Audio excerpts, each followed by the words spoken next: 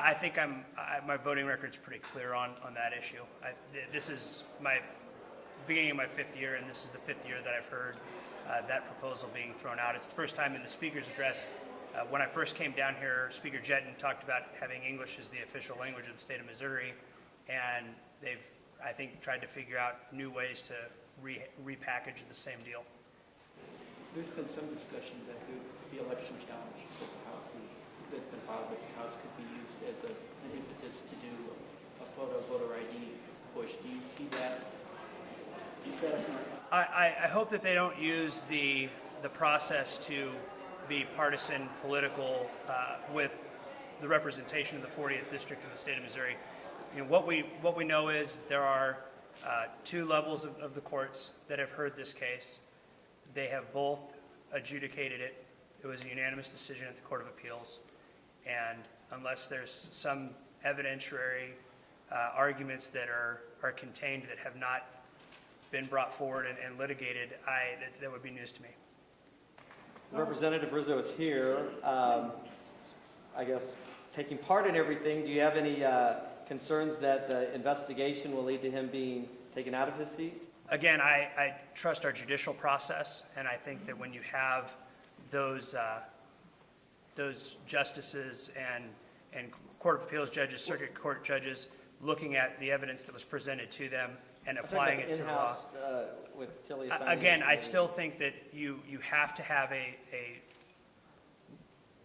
understanding and a respect for the law as it's written, and the evidence that's been presented has not been able to overturn the law as it's anything.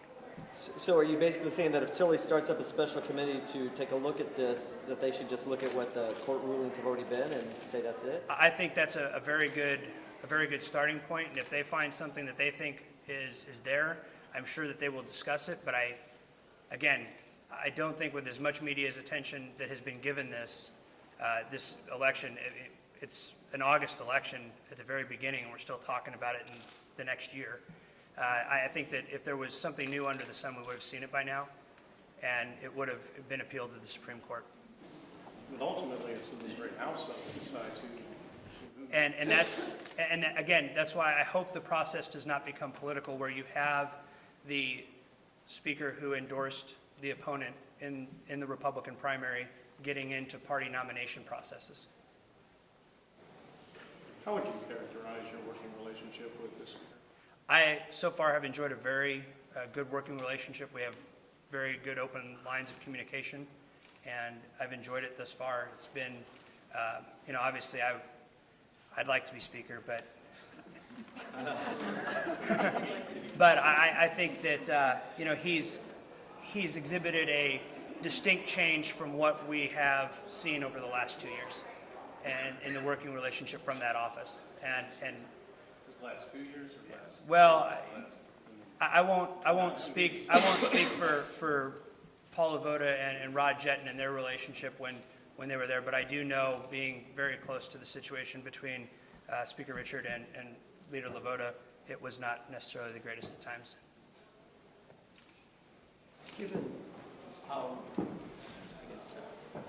size of your caucus compared to the size of their caucus, do you feel that you need to essentially be judicious about the degree to which you object to their agenda, pick and choose your battle? Well, I think that you always pick and choose your battles. You don't want to just argue for the sake of arguing. I don't think that gets us anywhere. I don't think that's ever gotten anybody anywhere. I think that what we need to do is make sure that if we disagree, that we make sure that we express the reasons we disagree, viable alternatives, and if we agree, discuss why we agree, and if we have ideas on how to make bills that we disagree or agree with better, we need to express those points. Even if we know that they have the votes to pass a bill, it doesn't necessarily mean that we can't get up and talk about why we think what's contained in those bills is an issue. And I think that being able to make sure that the citizens know what is in those bills and how that's going to affect them on a day-to-day basis is absolutely something that we need to have. Do you worry about the numbers at all? Only 3 votes short of an override majority. 3 of your members move over, there's an override the governor. Well, I think that's, I'll worry about that when we find something that's going to possibly be overridden as a veto, but I don't know, being able to tell you that, if I have any reason to worry, but I believe in my caucus, and I believe in my caucus members, and if they have an issue with something that they fundamentally and deep down in their core believe needs to be one way or the other, then they're going to give reasons for it, and they're sent here to do a job, and we have to respect that they know their constituents best. Okay, thank you, everybody. Appreciate it.